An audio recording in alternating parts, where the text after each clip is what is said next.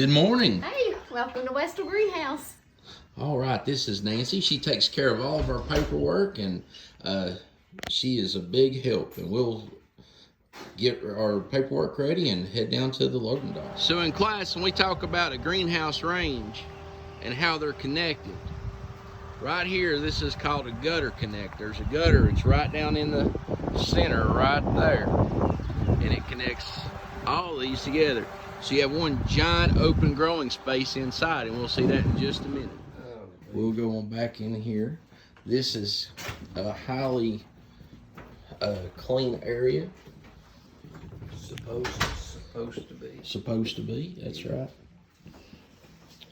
Here's their dishwasher for cleaning and sanitizing equipment. This is our light room. That's a light room. Go ahead.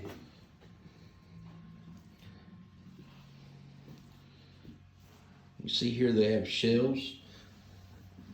And what do you have over here? That's Boston ferns.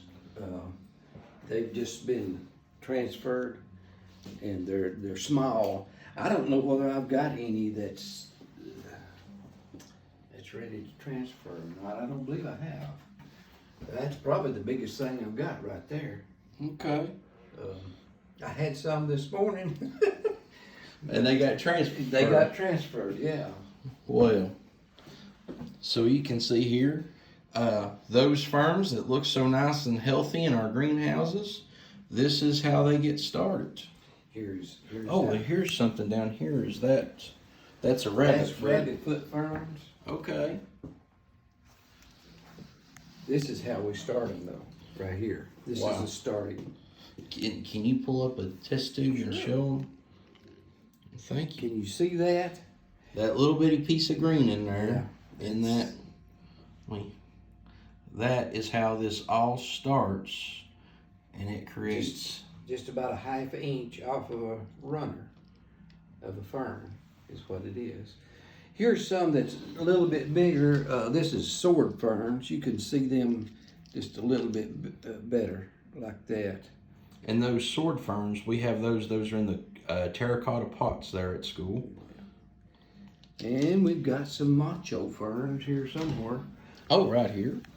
Let's see a macho fern. Well, that's the the started ones. I don't know where I put them. Wow. But anyhow, they're a little bit bigger than those, but not much. Maybe these right over here, I guess. Yeah, that's yeah. Okay. And you all can see those in there. But this is what is called tissue culture. We have to keep this room at 176 plus or minus 3 degrees. And the humidity, it's around 32 right now, but it's around 30%. If you don't keep humidity up in the wintertime, then all the goodie in the test tube will dry out because it's mostly water anyhow. So, it just uses a gel to hold it there, like that. And then, like I say, it loses its liquid, and so it's down. It's pretty hard whenever it gets down to nothing. Yeah, it would be hard. But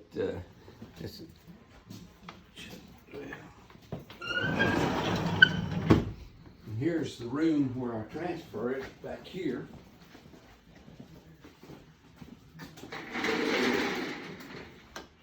Just a second. Good idea. Next good idea? Didn't blare in here. But it's just a one-man room in here to transfer. I have a fan on, and it blows out here just a small amount of air. It just that's a HEPA filter in there, and it keeps all the mold we hope, away from the things that you're, because you've got it out here in the open, you know, in this room. So, Okay. and it does a good job of keeping that off. Of course, this is not got the HEPA filters at Lowe's. Ingenuity at its best. There you go. Yeah. Just have to do whatever you can to make it work. That is so awesome. Thank you for sharing that with us. Yeah. And there, I have to use the pressure cookers instead of autoclaves because I don't have enough money. Yeah, well, finding a solution. Yeah. And here I'll show you this. This is, I have to sterilize the water. This is distilled water, but it's also sterilized water. Wow. That I use to clean the explants, you know, and it takes a process to do that because you've got to get rid of all the mold that's on the plants before you put them in that, because if you've got one spore, it'll just multiply in those, on that agar or auger. So, because it's such a rich nutrient environment, and once that mold spore hits it, it's just like a feeding frenzy for it, and it causes it to go hog wild, and which could ruin your entire crops. Well, it would ruin all the ones that's in that one. In that one place, jar. yeah. Okay. Yeah, but I mean, you could do a whole bunch, you know, because you're just trying to get them clean, you know, at first. And they could spread the others right there, you know, while they're getting cleaned, you know. So you have to have everything as sterile as you can.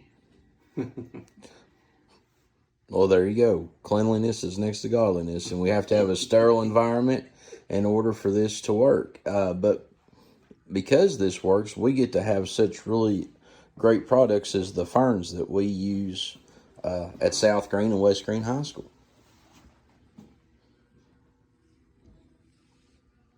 Yeah, tissue used to, the only way they could get a fern was by the runner running out and starting a new plant, you know, out into sand and starting a new plant.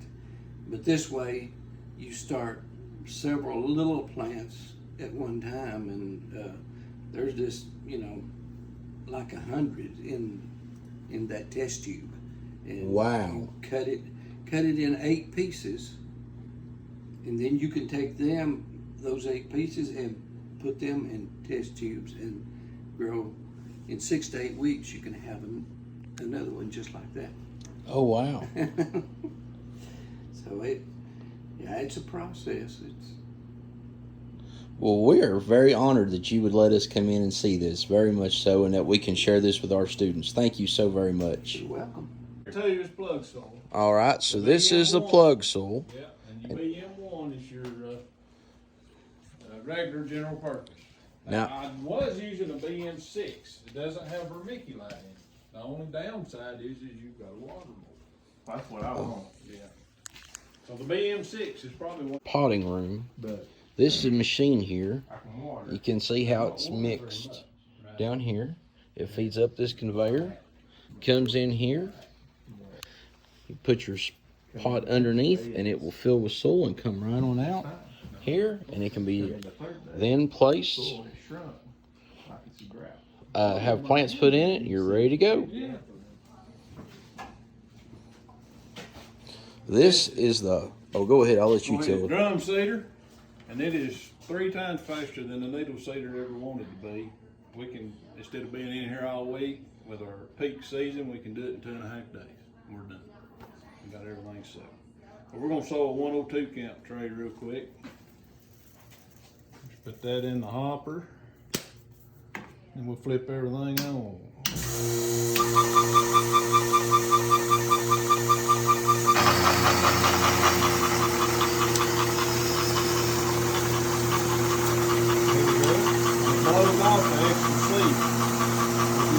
get more than 2 or 3 seasons and blow it out. Oh, wow. So you don't have to worry about underseeding anymore. And you can also set it up so twice in the same seed. It spins twice as fast.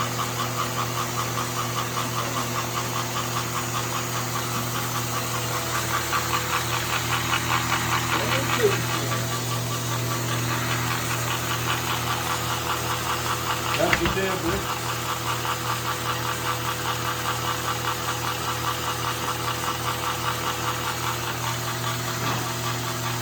Put the conveyor down.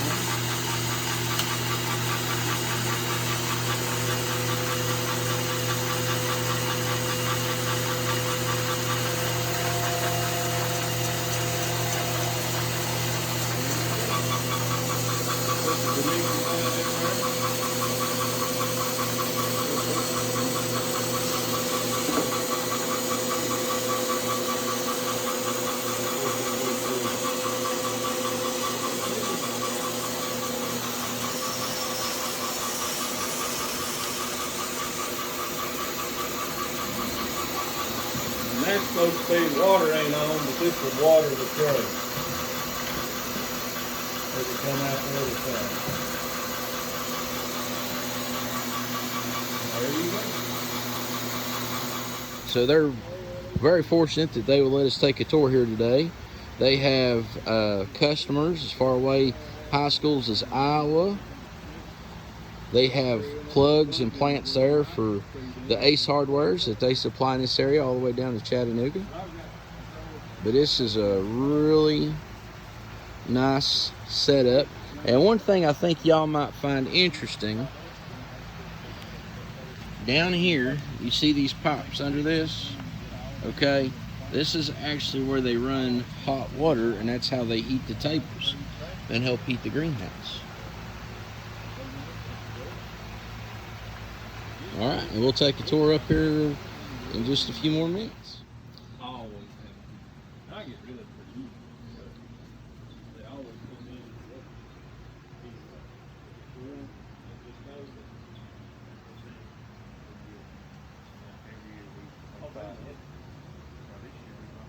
No, this year's. I think the dry, hot, fall, so dry.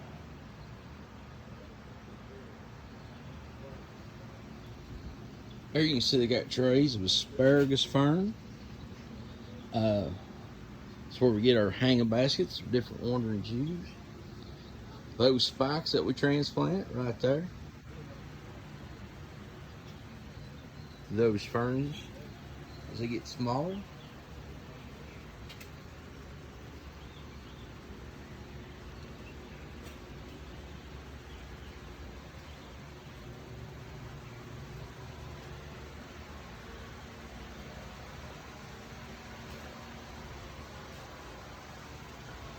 Look, they've got a pineapple as well.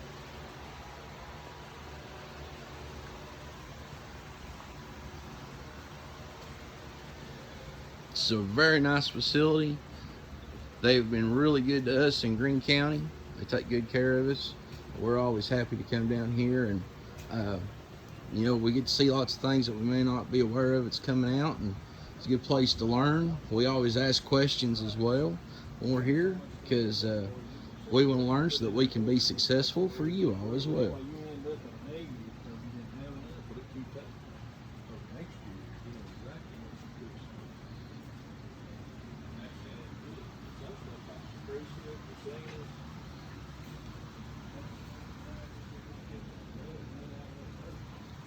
All kinds of great stuff. We're going to do, enough for you 12 inch, 14 inch, 10 inch, whatever you want. I got some calories in these. So these are mixes, like when we make our mixed baskets, and we put each of those individual pieces in to make a really nice